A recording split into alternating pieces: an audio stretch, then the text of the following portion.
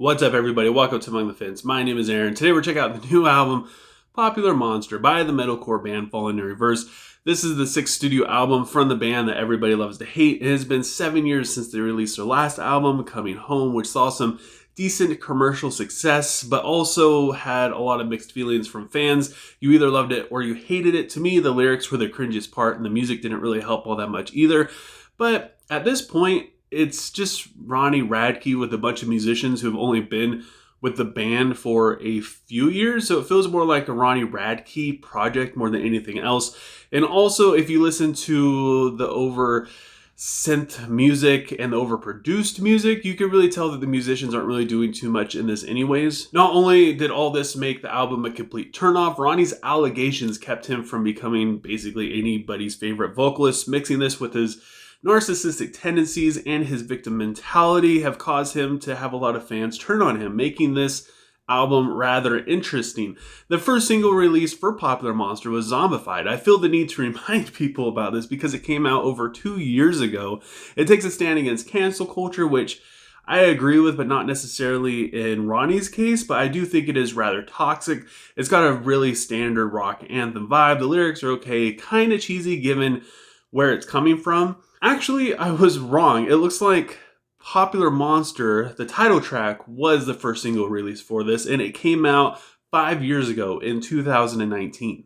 It has rap-style vocals that sound like an NF ripoff. The lyrics point to Ronnie being pushed and bullied to the point of becoming a monster, and he's really actually a good guy and even considers himself to be a hero. I actually enjoyed the transition going into the chorus. It's just so lazy, using the same kind of melodies that are found in a lot of different pop songs today. And the meaning of the song makes it really hard to take it seriously. He then dropped the next single, Voices in My Head, in 2022, which is kind of like the same thing as Popular Monster, but it deals more with personal trauma. It has more rapping. The chorus is the same kind of melody.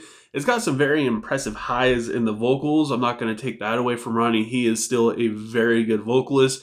The bridge has some Valley Girl vocal fries though, which I'm not a huge fan of, especially with the dubstep. And the bridge is all right. This song is just way overproduced for it to really be impactful at all though. Watch the World Burn was the next single he released, sounding like a horrible Eminem cover, letting you know that once again, he's actually the hero in this story, and despite his struggles, he's still succeeding, despite the fact that you guys just don't stop talking trash about him, and the fact that I'm not gonna get into it, because if I do, then he's gonna sue me. If you guys don't know, he's suing Anthony Fantano for some things he said, so yeah, you gotta watch your mouth when it comes to Ronnie.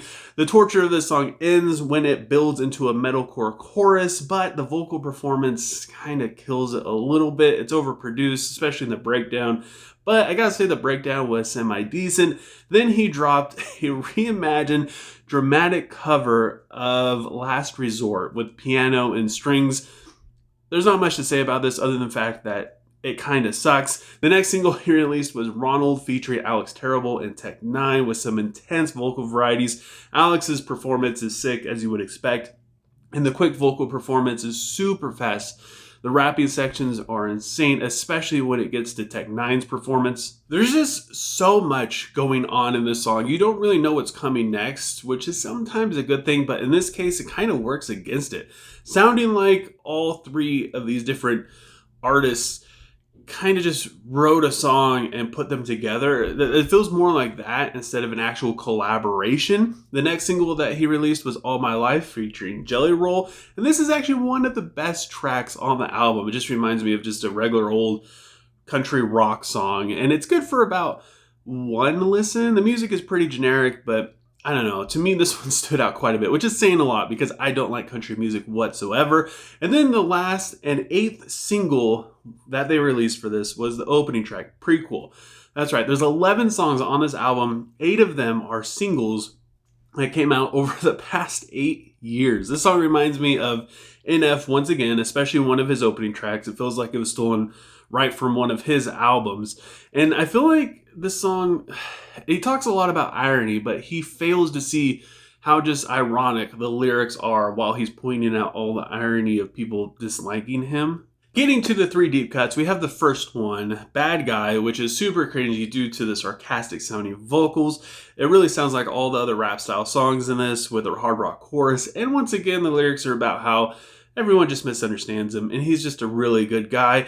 And then we have the song Trigger Warning, which has a promising beat, but once again, another rapping song with rock chorus. The theatrical vocals are a lot like Ice Nine Kills, but they kind of suck. And then we get to the very last song, No Fear, which actually I don't really mind the lyrics in this all that much, other than the fact that there's a lot of unawareness in them. Overall, it's just another really bad Eminem cover. I truly get where Ronnie is coming from, but he's just so oblivious to his own actions. Somebody will point something out to him that he actually made a mistake, and instead of being like, okay, sorry about that, I'll try better next time, instead he turns it around and just starts talking about how people are being mean to him, and he really is a nice guy, and he just plays the victim so hard, and it doesn't work out at all. Musically, this record is basically the same thing over and over again. The rapping is very uninspiring. The songwriting is just rinse and repeat. A lot of people might argue that, well, the rapping isn't that good because Ronnie's not a rapper. Well, then he shouldn't be rapping, because a lot of the rhymes in this, they just are very basic. There's no complexity to them. It's just, it just isn't really that good. It isn't that interesting. It isn't that entertaining. It took 6 years for this album to come out when it could have been done over a weekend by basically any YouTuber or even just a TikTok musician. So with all that said, I gotta give Popular Monster by Falling in Reverse a 1 out of 10. But I want to know what you guys think. Leave a comment below letting me know what you thought of Popular Monster. Let me know what you would rate it, what your favorite song is, and if you disagree with me, I guess. If you enjoy this video, don't forget to give it a like. It does so much with YouTube's algorithm. It'll keep my videos popping up in your recommended section. And of course, if you want to support me further than that, feel free to subscribe and ring the bell icon. Doing any of those things helps me out tremendously, and I appreciate it so much more than you could ever imagine. I appreciate you guys more than you could ever imagine. Thank you for taking time out of your day to listen to me sit here and talk about music. And I hope you have a good rest of your day or night whenever you have me watching this. And I will talk to you guys next time.